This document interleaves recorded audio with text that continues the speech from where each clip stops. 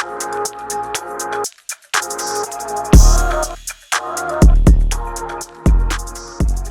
y'all, glad you came. I'm Monique. Welcome or welcome back to Photography Unpacked, the series.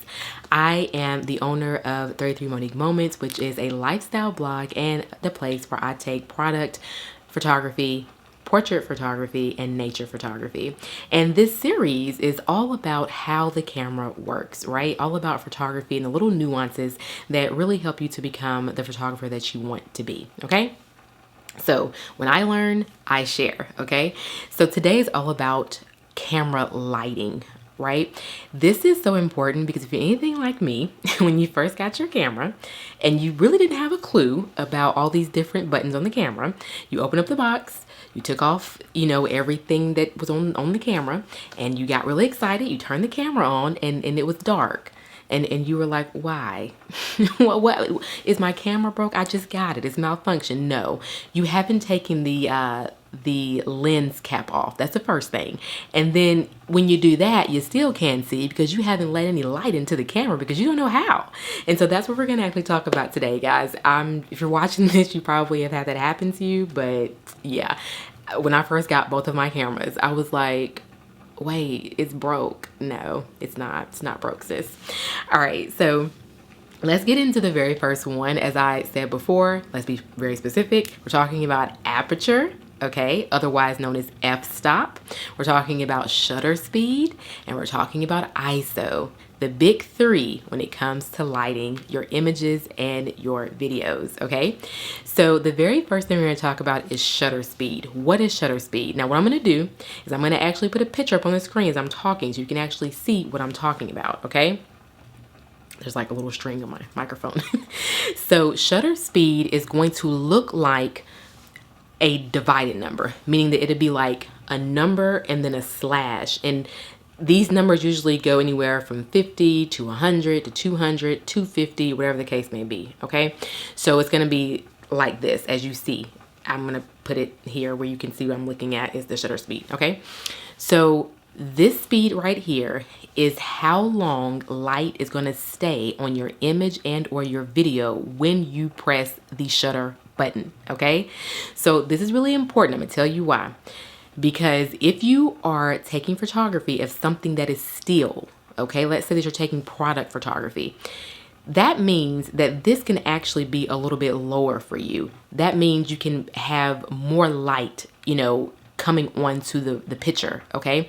So, not more light, I'm sorry, less light. So that means that your number is going to be a little bit lower on a still image, meaning that if you're taking pictures of a product, your shutter speed could be 150, 100, 180 even, right? However, if you are taking pictures of moving objects, that being people, even if they're moving a little bit, if you're taking pictures of pets running around, you're going to have to bump up that shutter speed to 250 and or more. And the reason is because the more the object is moving, the less likely you are to get a sharp picture of a still frame. Okay, does that make sense? So have you ever seen pictures where somebody takes a picture and it's blurry or it's like an echo of something, right? You know what that is? That means the shutter speed was not correct. Now, that could be a way of having art. That's photography art. Maybe someone meant to turn their shutter speed down by having something move really, really fast, and they could be making art with that, right? People do that. But on average, if you are wanting to get a still picture of pets or something, moving, or a person, an outfit, or whatever the case may be, if the wind is blowing or something like that, you want to bump that shutter speed up because you don't want to have that echo in your picture. You want everything to be sharp, okay?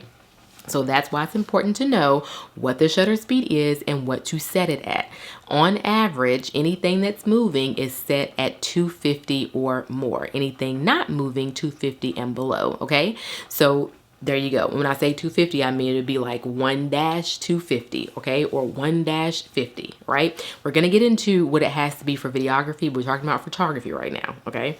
So that's why shutter speed is important. Another example, if you're taking pictures of a graduation, and this is one that I always really love, is that somebody is blowing confetti. If someone's blowing confetti, into the camera and you want to capture a still image of that confetti being blown, you want to catch that confetti in mid-air, okay? You cannot have a low shutter speed because you won't catch it. It'll be weird. So you're gonna have to bump that shutter speed up in order to catch that confetti in thin air and have it sharp without any echo, okay? All right, so I hope you're following. I hope that made sense. We're gonna move on to the next one. We're gonna move on to aperture, and or better known as f-stop. This is the good stuff, right?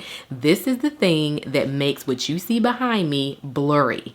Okay, I think that's called bokeh. Okay, that's one of the things they call it in photography, but even, you know, better known as that blurry background, right? How do you get that? Well, you get that by having a low f-stop.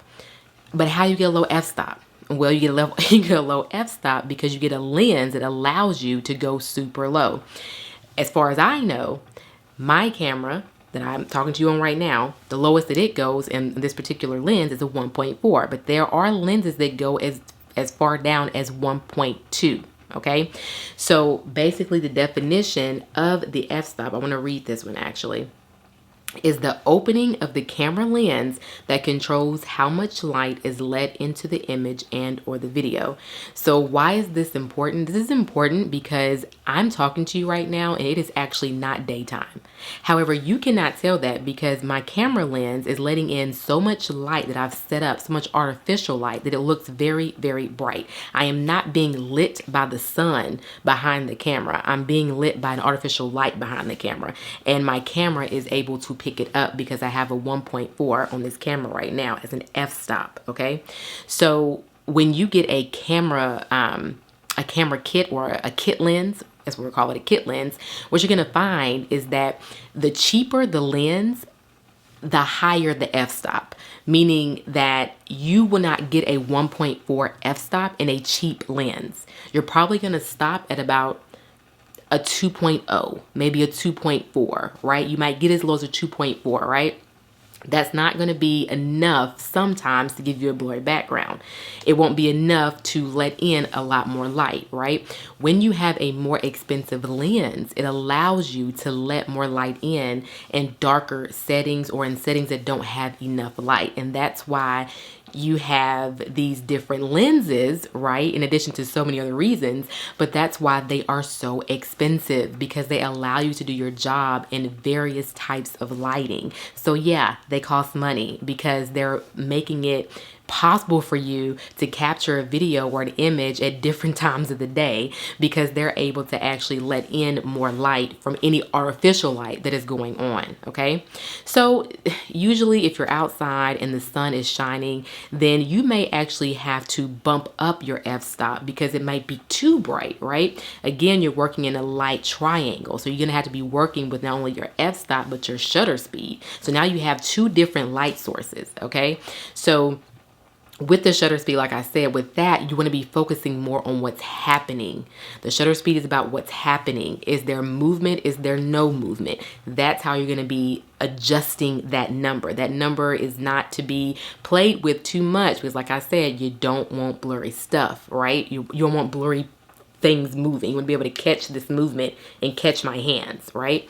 So that being the case, don't pay attention so much to shutter speed, like, oh, well, let me just do this and do that and change the light. And because what will happen is maybe you'll get good light and then you'll figure out that your shutter speed is actually not high enough for the moving object, or maybe it's too high for the still object, right? So that's why you have to kind of work with them all together. And then with your f-stop, it could be too bright, so maybe you need to actually bump that up. But let's say you're like, but no, I want my f-stop at 1.2 because I want the blurriest of blurriest backgrounds for this image, for this video, whatever. Okay, well, if that's the case, you're gonna have to play with your other lighting, right? Because you don't want it to be too bright, and you can easily do that, okay?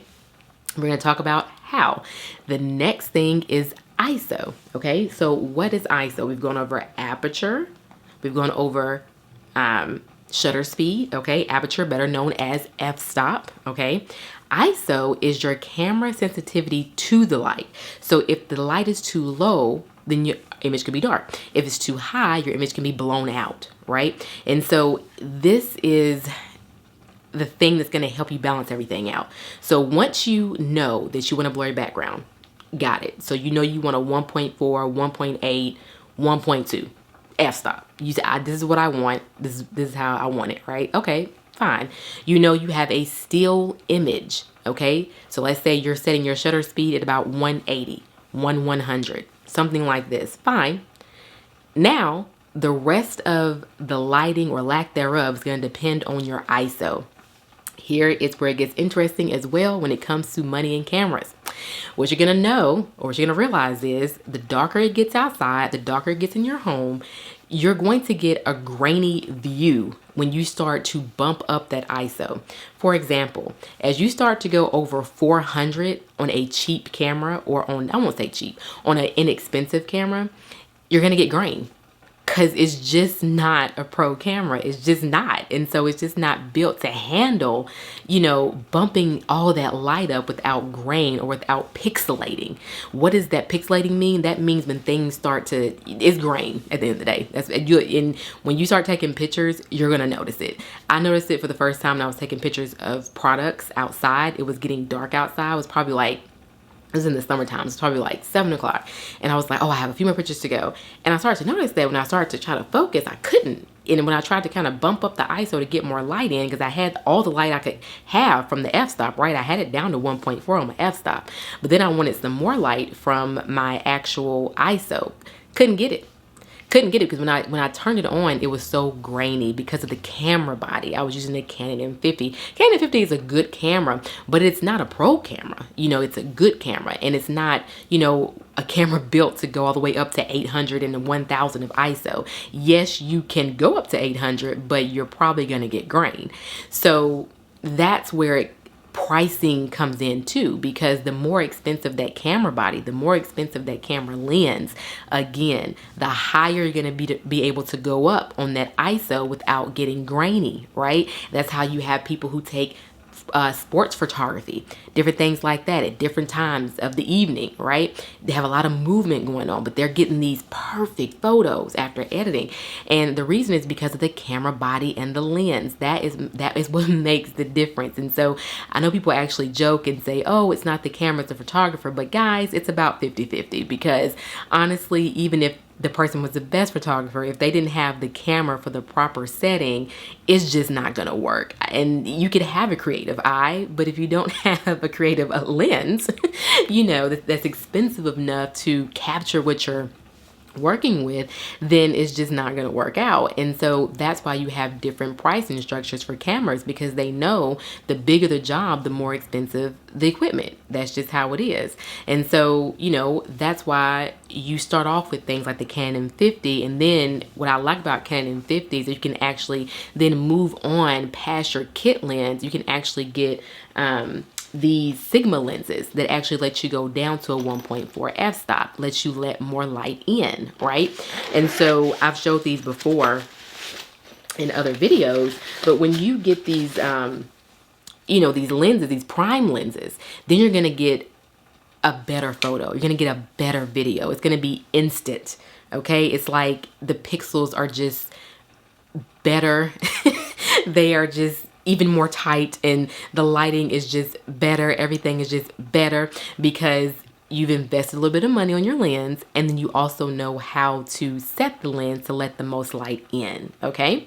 So hopefully that was all very helpful for you guys. I'm going to put a picture up again to point out which one is f-stop, which one is shutter speed, and which one is ISO on the Canon camera. I do not know about any other camera at the moment because Canon is all that I've ever worked on, okay?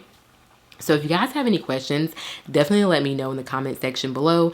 If you had an experience too where you thought your camera was broke, but it wasn't your camera, it was user error, let me know about that as well. And hopefully I did a good job of explaining aperture and ISO and shutter speed, and really explaining the situations in which that actually happens, right? Oh, I'm trying to end the video. Wait, one more thing. Also, when you're in the videography setting, so let's say you change from photo to video, the one thing you're not going to be able to play with, okay, is actually going to be your shutter speed. The reason is because on average, most videos, including YouTube videos, are going to be recorded in a shutter speed of 150. If you want to know details about that, please go look it up on YouTube. There are plenty of videos that will explain all of that. But on average, when it comes to movie making and things like that, it's usually about 24 frames, you know, and that being the case, you double that. And so when you double that, you're going to get 50 or you're going to get 48. Well, on average, you're going to get, you know, you're going to round up. So 50. So that's going to be 150. Okay, so that is going to be your shutter speed while you're in the video setting. So you're not going to be able to go up and go down and all that kind of stuff. It has to be set at 150 and or 160. I always set mine in 150. Like I said, you can do research on that. Just look up video settings for the Canon M50 and you'll get plenty of explanation there. Okay, and so then what you have to play with is your aperture, which is your f-stop, and your ISO. Okay, so that's what I had to do. So like I'm talking to you right now, my camera is on 150, my f-stop is on 1.4, and my ISO is on 400. Remember, I can't go too high on ISO on this camera because this camera is not a pro camera. And so the higher I go up on ISO, it's going to be too blurry, it's going to be too grainy. I don't want that, right? So I have to bring in artificial light, and I also have to have a good enough lens, like I have the Sigma, to actually bring in more of the artificial light so I don't have to go up so high on my ISO. Okay, so I'm actually gonna take a picture of that too so you guys can see what I'm talking about exactly. All right, so here you have it. So you see me, I have my 150 like I was telling you about. This has to be what it is when you're recording, and then 1.4, and then you have your 400. All right, so my f-stop, it has an F right there, my f-stop, which is also known as aperture, 1.4. My ISO is at 400, and my shutter speed is at 150, okay? Now I can end the video.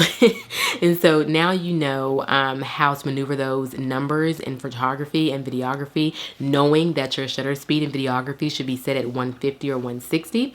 On average, there are different rules for that. You can actually play with that and see what happens when you do that.